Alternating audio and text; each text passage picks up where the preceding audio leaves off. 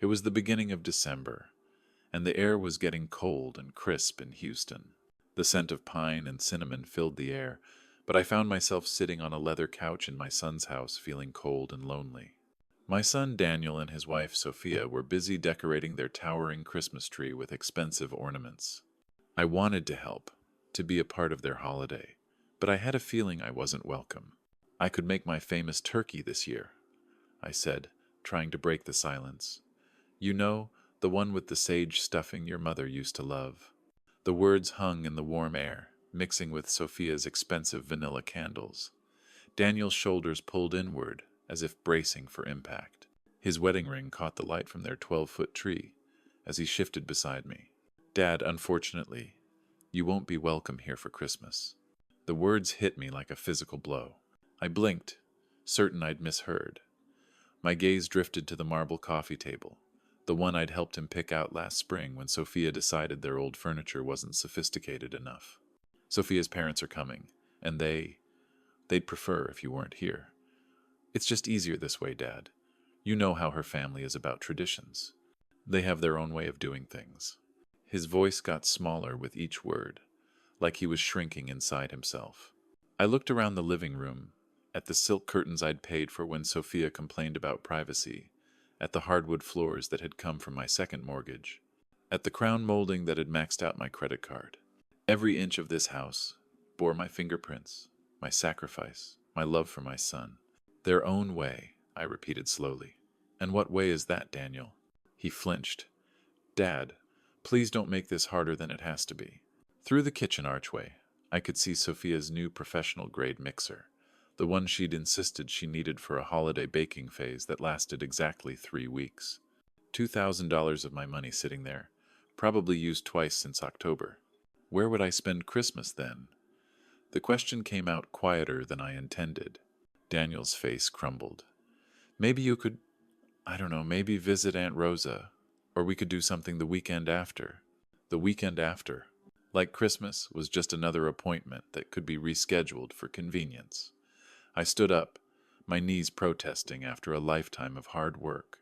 As I walked to the door, I passed the family photos, where my face grew smaller and more distant in each frame, past the coat closet that held Sophia's designer jackets. My hand found the doorknob, solid and cold under my palm. "Son," I said without turning around. "Tell Sophia's parents I said Feliz Navidad." The December air hit my face like a slap as I walked toward my truck. The soft click of the door closing behind me felt final, absolute. I sat in the driver's seat for a moment, engine off, watching the Christmas lights twinkle in the windows of houses I'd never be welcome in. The heater hummed against the cold as I drove into the darkness, leaving behind the warm glow of the house I'd bought but would never belong in. As I drove through the familiar streets toward my home, memories flooded my mind. I remembered the man I used to be, the one who believed family meant everything, who'd give his last dollar to see his son smile. That man was a fool. 5 years of my life. 5 years of my money, my time, my love, poured into a house where I wasn't welcome for Christmas dinner. All of it gone. Poured into a perfect suburban fantasy that was nothing more than a show. I pulled into my own driveway, the one with the cracked concrete I couldn't afford to fix. The porch light flickered, another repair I'd been putting off. My phone rang as I fumbled with my keys, the shrill tone echoing off the empty walls. Sophia's name flashed on the screen, probably wanting to explain why I wasn't good enough for her parents' delicate sensibilities. I didn't answer. I didn't want to hear her excuses, her false sweetness, or her lies. I just wanted to forget everything that had happened and go back to my quiet, lonely life. But something inside me had snapped. This time, I wouldn't let them win. This time, they would have to face the consequences of their actions. My phone rang as I walked into my empty house, the shrill tone echoing off the silent walls. It was Sophia. I let it ring 4 times before answering, just long enough to let her know that I was in control of this conversation. "David," her voice dripped with false sweetness. "I heard about the little misunderstanding with Daniel." "Misunderstanding?" I leaned against my kitchen counter, still wearing my coat. "I don't think there's any misunderstanding, Sophia. You made your position quite clear." "Look, I know this seems harsh," she said, her voice laced with a condescending tone. "But you have to understand my parents' perspective. They're very traditional people. They expect a certain atmosphere during the holidays." "A certain atmosphere," I repeated slowly. "And what kind of atmosphere is that?" I could hear shopping bags rustling in the background. She was probably spending money that should have gone to their mortgage payment. Money that was my responsibility, apparently. "Well, they're not used to your kind of cooking," she said, her voice dripping with disdain. "All that spicy food and loud music. And frankly, David, they're educated people. They expect conversations about current events, literature, art. You know." The words hit harder than a physical blow. 8 years of biting my tongue, of swallowing insults for Daniel's sake, of pretending not to notice the way she looked at me like I was some kind of hired help. "My kind of cooking. You mean the food you ate every Sunday for 3 years when money was tight? The tamales you said reminded you of your grandmother?" "That was different," she snapped. "We were appreciative then, but now, with my parents coming. Now with your parents, you can't have the Mexican peasant embarrassing you at your fancy dinner table," I said, my voice hardening. The false sweetness evaporated completely. "Don't be so dramatic, David. This isn't about race, it's about class. My father graduated summa cum laude from Washington State. My mother speaks 4 languages. They summer in the Hamptons. What exactly would you contribute to dinner conversation? Stories about laying tile?" Heat flooded my chest, but I kept my voice steady. "I built a business from nothing after your husband's grandfather died. I've employed over 50 people. I've paid more in taxes than your father made in his best year. Money isn't everything, David. Breeding matters. Education matters. And frankly, Maria understood her place better than you understand yours." The line went dead silent. She'd crossed it. The line I didn't even know existed until she'd stomped across it in her expensive heels. "What did you say about my wife?" "I'm just saying she knew how to blend in better. She didn't make waves. She understood that some spaces weren't meant for her." My hand tightened around the phone until my knuckles went white. "Maria had more class in her little finger than your entire bloodline will ever possess. She was an angel, and you're nothing but a spoiled, entitled child." "Oh, please. She was a house cleaner who got lucky. At least she had the good sense to stay quiet about it." "Sophia," my voice dropped to something I didn't recognize. "I want you to listen very carefully. This conversation is over.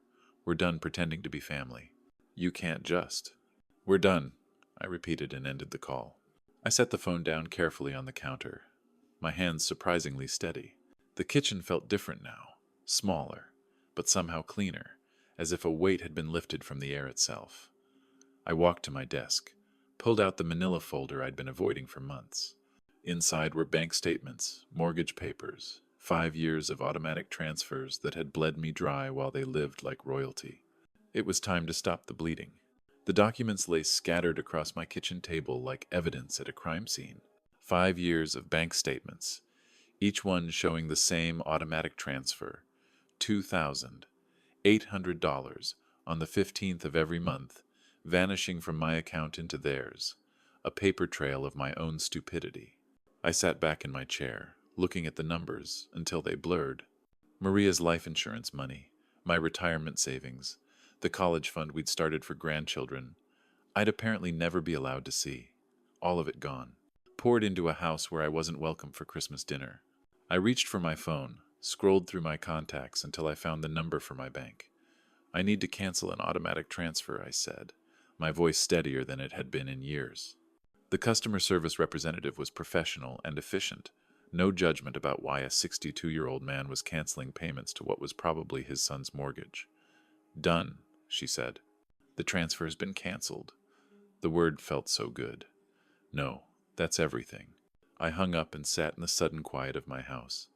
For the first time in 5 years, next month's budget would balance. For the first time since Maria died, I could afford to fix my porch light, buy decent groceries, maybe even take a vacation. I gathered up the bank statements, the mortgage papers, all the evidence of my generosity. Then I walked to my fireplace, struck a match, and watched 5 years of martyrdom turn to ash. The fire felt warm on my face, warmer than I'd felt in years. My phone buzzed with a text message, probably Daniel wanting to apologize, Or Sophia, needing money for something essential, like new throw pillows. I didn't check it. Instead, I poured myself a glass of good whiskey, the bottle I'd been saving for a special occasion that never seemed to come. Tonight felt special enough. I raised my glass to the empty room, to Maria's photo on the mantel, to the man I used to be and the man I was becoming. "Merry Christmas to me," I said, and meant it. The next morning, my phone rang at exactly 10:47 a.m. Sophia's name flashed on the screen like a warning label. "David," her voice carried that familiar tone of barely concealed impatience. "I need you to pick up my parents from Houston Airport. Their flight from Dallas arrives at 2 o'clock. I set down my mug carefully. "Sophia, did you forget about our conversation yesterday? Look, whatever that was about, we need to focus on practical matters now. My parents need transportation, and you're the only one with time during the day." The audacity was breathtaking. Less than 24 hours after telling me I wasn't worthy of sharing Christmas dinner with her family, she expected me to serve as their personal chauffeur. "And you're asking me because?" "Because that's what family does, David. They help each other." Her voice sharpened with irritation. "Besides, let's be honest here. You're not my rival.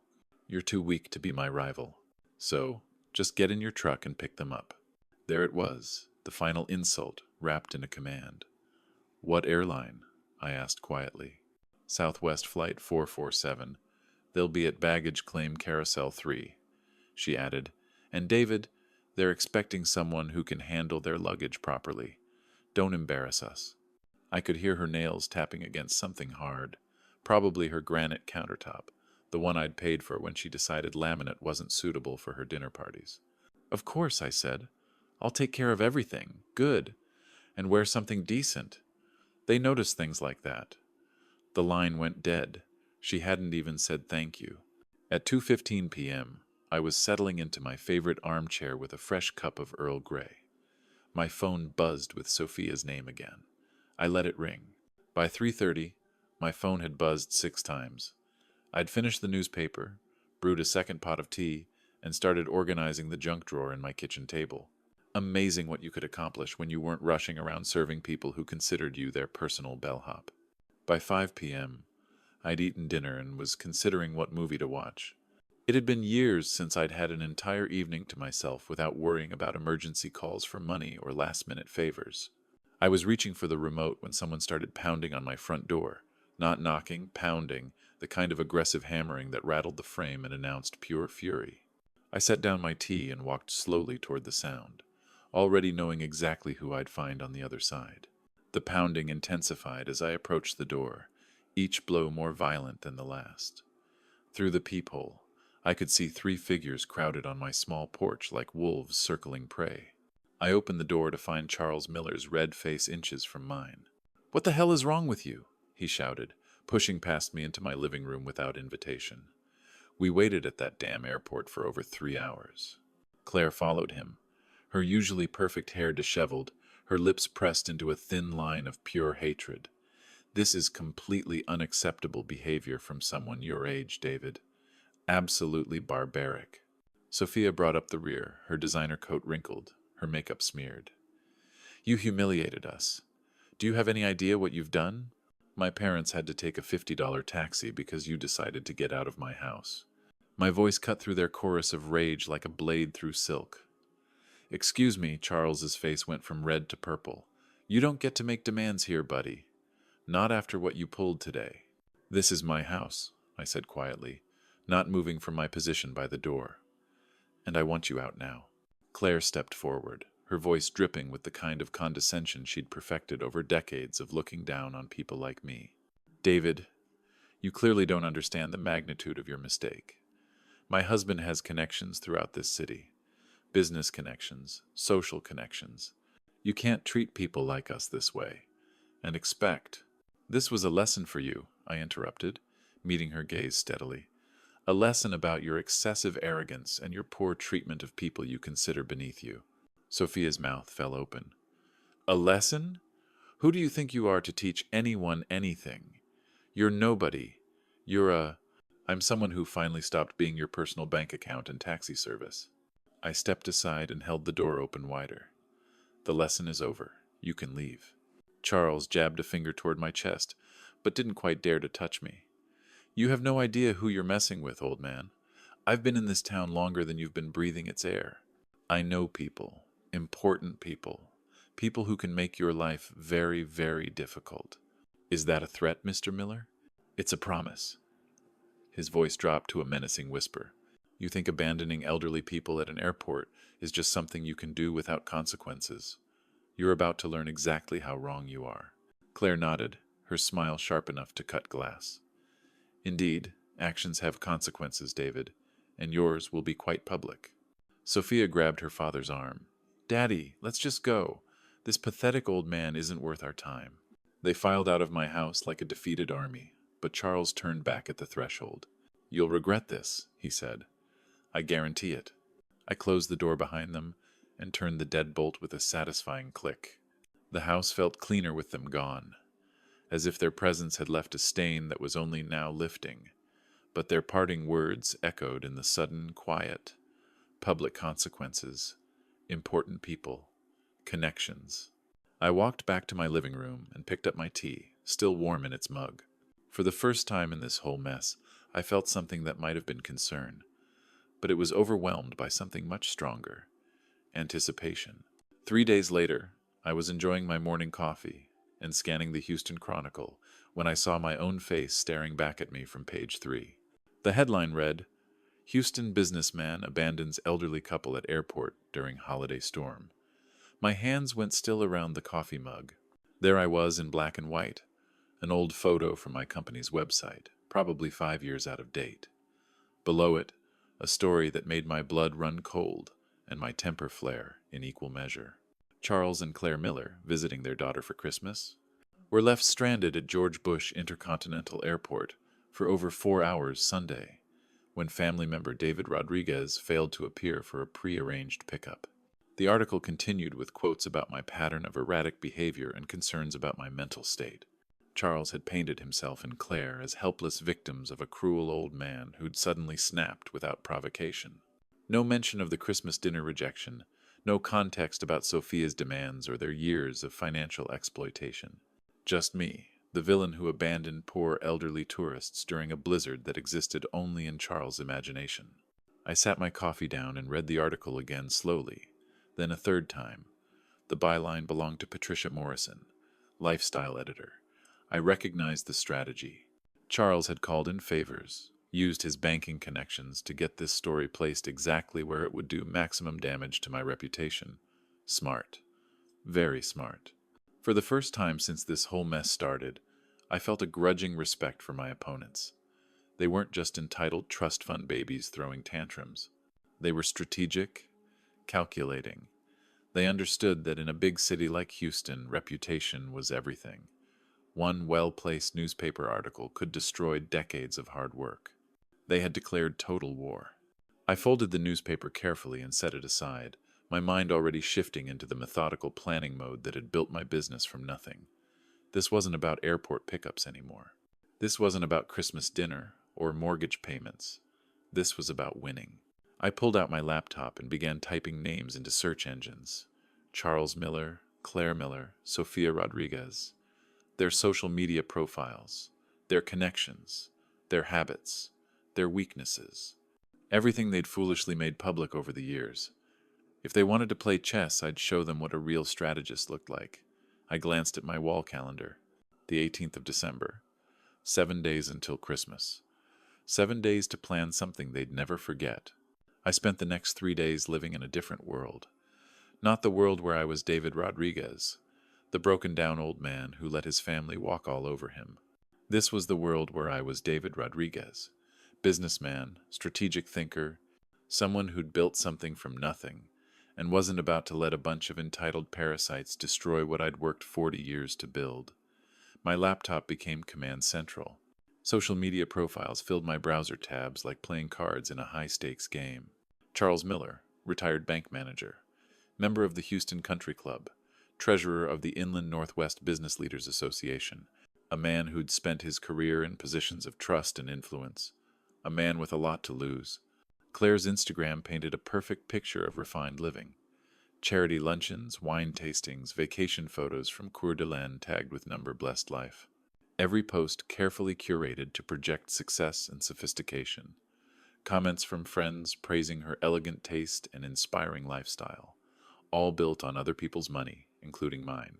Sophia's Facebook timeline told the real story. Posts about our beautiful home with photos of the kitchen I'd paid for. Check-ins at expensive restaurants during the months when I'd covered their utility bills. A status update from last week. So excited for Christmas dinner with family. Can't wait to show off our hosting skills. Our hosting skills, our home, our success. The narcissism was breathtaking. But it was Daniel's LinkedIn profile that gave me the final piece I needed. His recent activity showed a new connection. Patricia Morrison, lifestyle editor at the Houston Chronicle. The same Patricia Morrison who'd written the hatchet job about me. I leaned back in my desk chair, looking at the evidence spread across my screen. These people had made 3 critical mistakes. First, they'd underestimated me completely. Second, they'd gone public with their attack, which meant I could go public with my response. Third, they'd documented their entire privileged lifestyle online, creating a perfect catalog of hypocrisy. I opened a new document and began typing. Not a response to their media attack, something much better, a timeline. 5 years of financial support documented with bank statements, receipts, and canceled checks. The down payment for their house, $47,000 from my home equity loan. The kitchen renovation when Sophia decided granite countertops were essential, $18,000 from my credit card. 60 monthly mortgage payments of $2,800 each, $168,000 in total. $250,000, more than I'd spent on myself in the last decade. My phone buzzed with a text from a number I didn't recognize, probably Sophia trying a new angle. I ignored it and kept working. By evening, I had everything organized in a manila folder thick enough to choke a horse. Bank statements, receipts, photos downloaded from their social media showing off purchases I'd funded, a printed copy of the newspaper article with my handwritten notes in the margins documenting each lie and distortion. I looked at my wall calendar. The 24th of December was circled in red, not because it was Christmas, but because it was the perfect day for justice. According to Sophia's Facebook events, they were hosting Christmas dinner for 12 people. Family, friends, neighbors, members of their social circle, the kind of people who read the Houston Chronicle and formed opinions based on what they saw there. The kind of people who deserved to know the truth. The letter arrived on a Tuesday morning in March, delivered by certified mail, with the weight of legal consequences behind every word.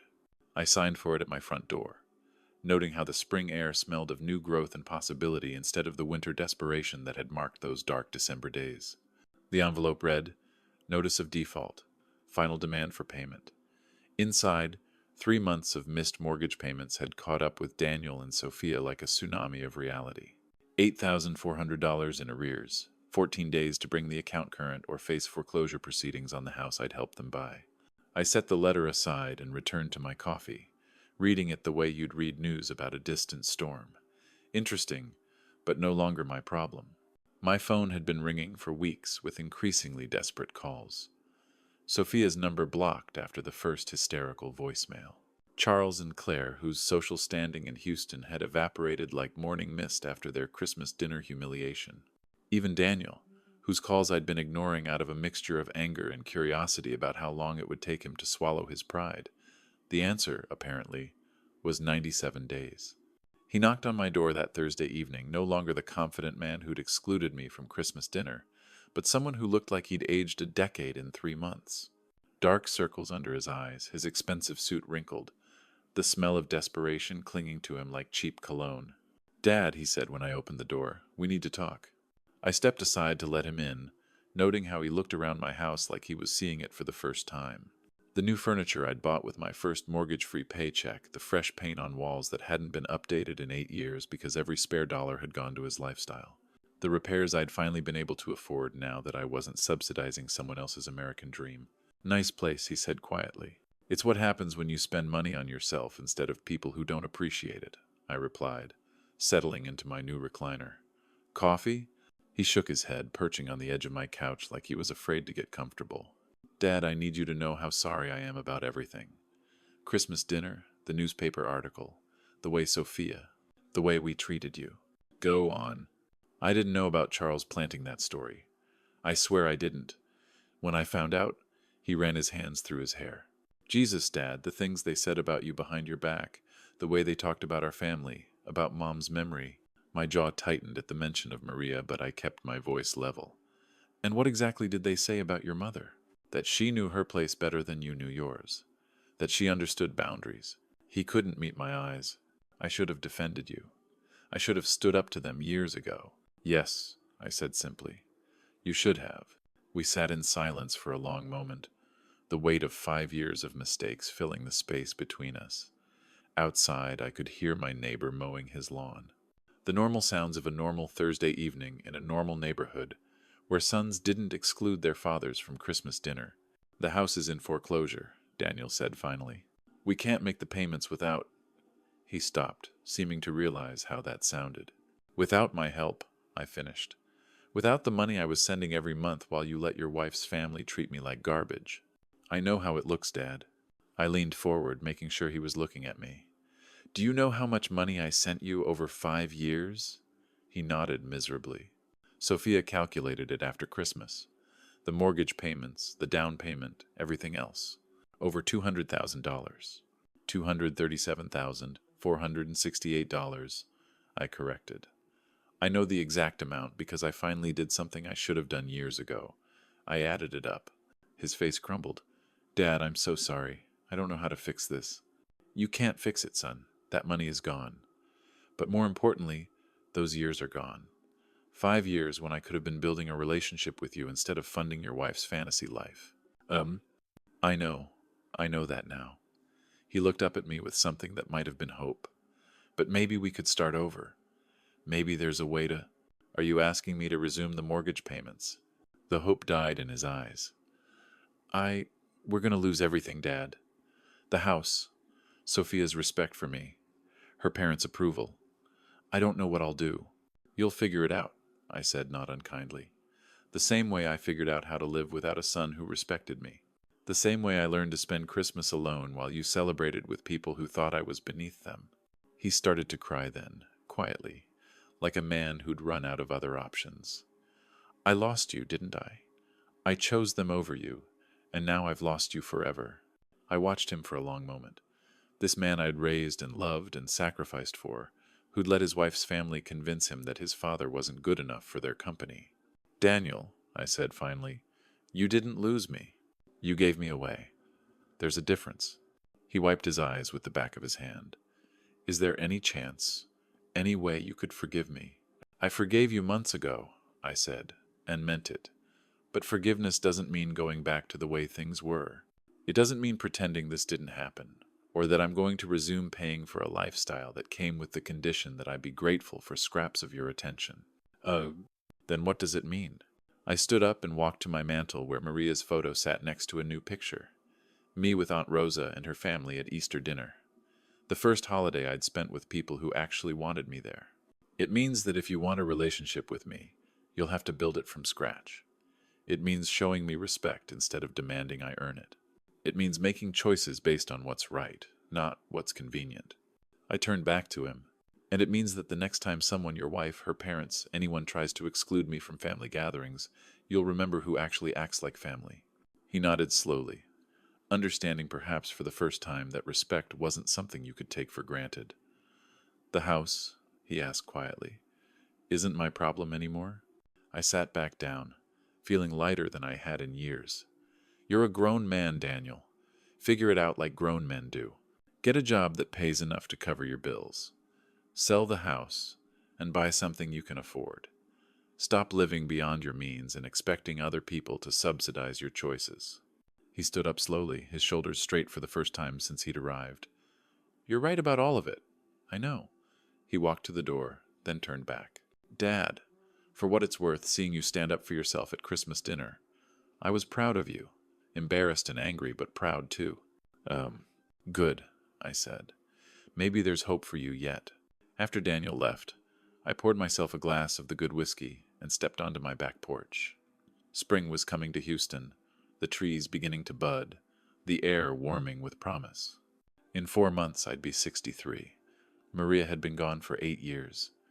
I'd wasted 5 of those years being a doormat for people who didn't appreciate sacrifice. I wasn't planning to waste anymore. My phone buzzed with a text from Rosa, my niece. "Dinner Sunday. The kids want to show you their school projects." I smiled and typed back, "Wouldn't miss it." Real family, it turned out, was something you found with people who actually wanted you there. Everything else was just expensive theater, and I was done buying tickets to shows where I wasn't welcome on stage. The whiskey tasted like freedom, and the future looked exactly as bright as I was willing to make it. The months that followed were a testament to that freedom. I finally started living my life again. I fixed the cracked concrete in my driveway, painted the walls of my house a warm shade of yellow, and bought myself a new recliner, one that was just for me. I spent my weekends building custom furniture in my workshop, the scent of sawdust and fresh varnish filling my lungs. I was a craftsman, and my hands were a reflection of my life's work, a life I had built with my own 2 hands. I didn't hear from Daniel for a long time, and a part of me thought he might have been lost forever. But a few months later, he called me again. His voice was different this time, more humble, less entitled.